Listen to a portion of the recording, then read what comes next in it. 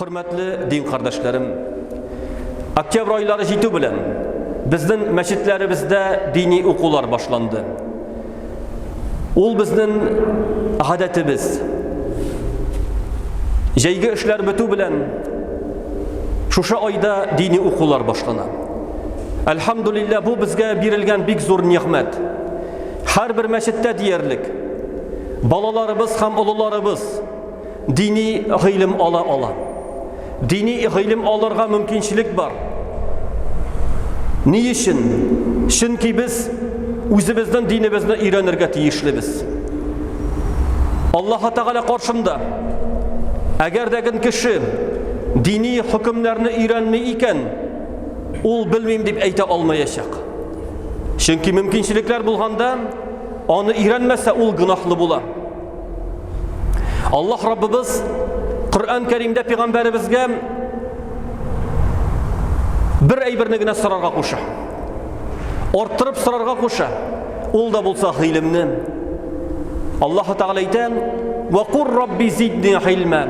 Ey Muhammed sallallahu aleyhi ve sellem, ayt ey Rabbim ilimimni arttırıp birsen iydi deyip. İlimni arttırıp biruni sırayım. Hem Peygamberimiz sallallahu aleyhi ve sellem özünün ümmetin ündedi kişilerini ilim alırga. Peygamberimiz sallallahu aleyhi ve sellem ayten: "Men seleke tariqan yeltemisu fihi ilme, sahhalallahu lehu bihi tariqan ila'l cennet." Kim degen kim cennet yoluna ayak, kim degen kim ilim yoluna ayak baskan iken şu yol bilen ol cennetke yolunu jingileytir dibeydi. Yani ilim alu ol cennetke yolunu jingileytu. Çünkü ilim bilen kişi onlar nese işlerge kirek hem nese işlerge yaramı ikenin bile ola. Şuna Peygamberimiz sallallahu aleyhi ve sellem özünün bir hadisinde ayten: "Talabul ilmi faridatun ala kulli muslim." İlim alu her bir Müslüman kişiye farz dedi. Hammını alimler anlattılar. Qaysı ilimni alu farz? İlmul hal bulganını dediler. İlmul hal yani mana sana bugün cuma namazına kildin. Cuma namazı dürüst bulsun için nindi ameller öterge kirek? Onu bilu ham ötev bizden her birimiz üstünde borç bulup tura. Taharetli bulu. Namaz dürüst bulsun için taharet nişik bula? Sinanı bilirge tiyiş. Namaz nişik ukula? Sinanı bilirge tiyiş. Mine bu ilim deyip atala. Namazdan sonra gittin sevde itirge. Kibitinge bardın. Ham kibitte alıp satu itesin iken sen onu bilirge tiyiş. Nişik itip sevde itirge. Nişik itip ribaga kirmeske. Haram kesip kılmaska. Nişik ikenin sen onu bilirge tiyiş. Bu ilim farz. Ramazan ayı jittim. Ramazan ayında uraza tutu farz. Nişik itip uraza tuturga sen onu bilirge tiyiş bulasın. Şuna göre ilimni öğreni ol farz. Ahmet Hadi Maksudi'nin biz bilemiz onun İbadeti İslamiye degen kitabın. Meşhur kitap. Bereketli kitap. Onun tağı bir kitabı var. Ahkam-ı Şer'iyye degen kitabı var. Şeriat hükümleri degen kitabı var. Ol anda şeriattagi bulgan hükümlerini farz ameller, vacib ameller, sünnet ameller, haram ameller, mekruh amellerini retten sanap gite. Hem kitap başında aytem gadi halıkның tiren ilim alırga vakıtı yoktu. Ama lakin onlar Allah tarafından yükletilgen işlerini bilirge tiyişli.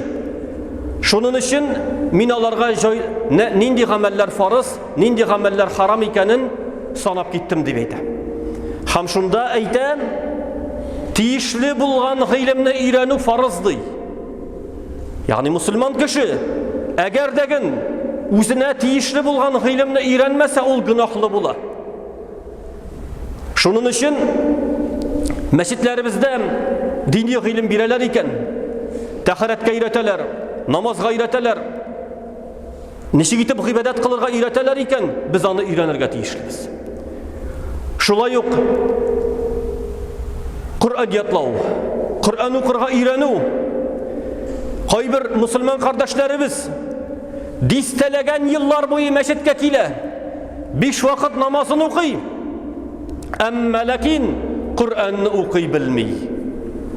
Kur'an'ı укый белми. Безнең татар халкында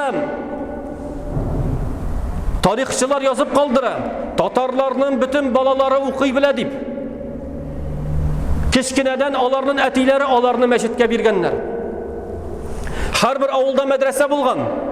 Шунда биргәннәр, шунда гыйлем алырга, уку язарга өйрәнгәннәр. Һәм иң беренче өйрәнгән әйбер хәреф танып, Kur'an укырга өйрәнгәннәр. Әхмәд Хади Максудиның шуңа күрә Мугаллимул Әүвәл татар теле хәрефләрне танырга өйрәтә. Һәм Мугаллимус Сани гарәп хәрефләре белән Kur'anны укырга өйрәткән мәшһүр китабы. Шулай итеп, безнең балалар, ягъни инкыйлабка хәллек татар балалары бөтенесе укый яза белгән диярлек.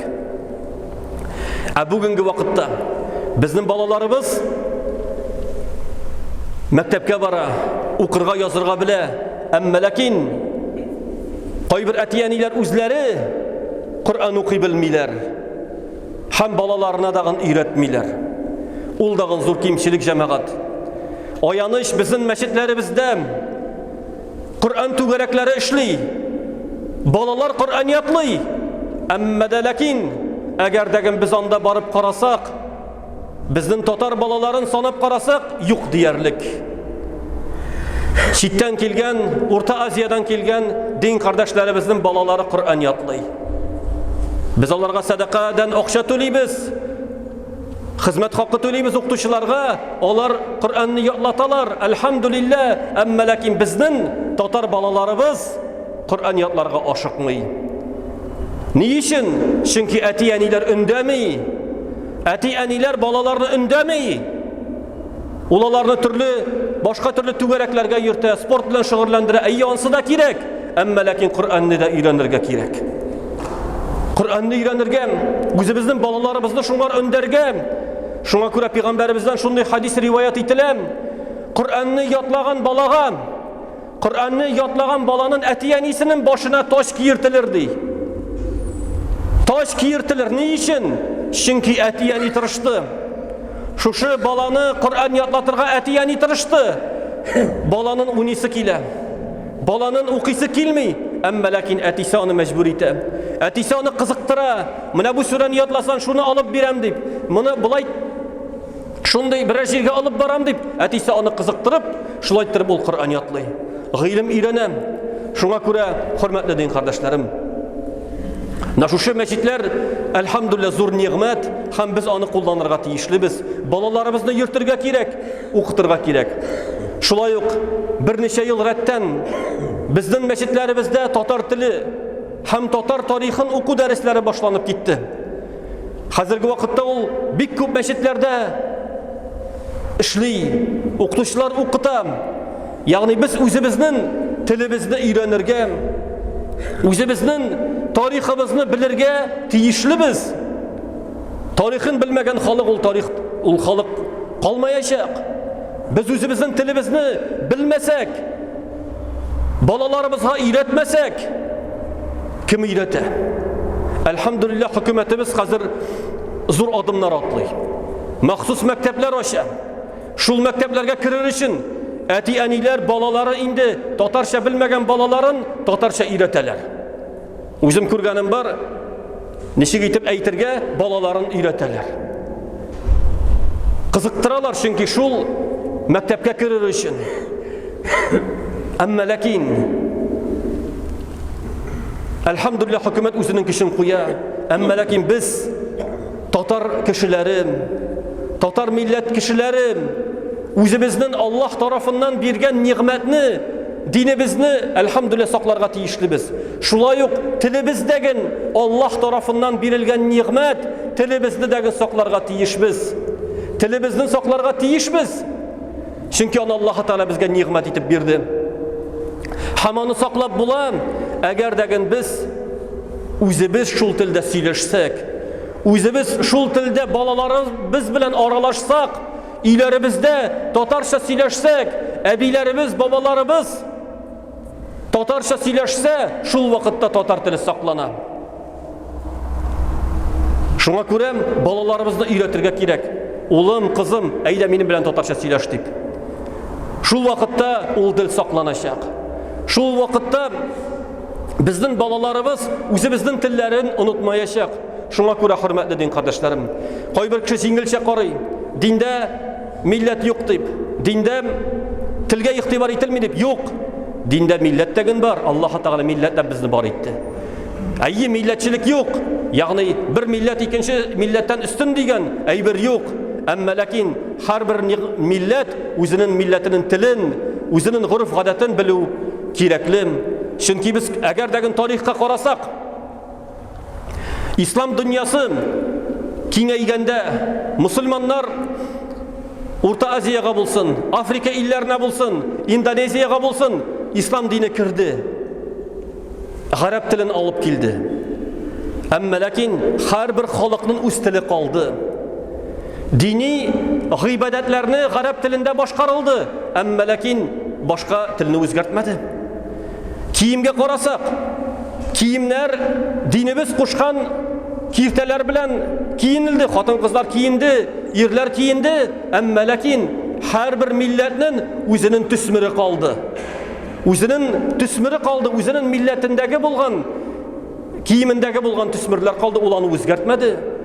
Бөтенесендәге гарәп ярам утравында киенгән гарәпләр шикелле киендермәде. Һәрберсенең үзенең төсмере калды. Шуның өчен, хөрмәтле дин кардәшләрем, шушы дәресләребез, мәчетләребез әлхәмдүлилләh эшли.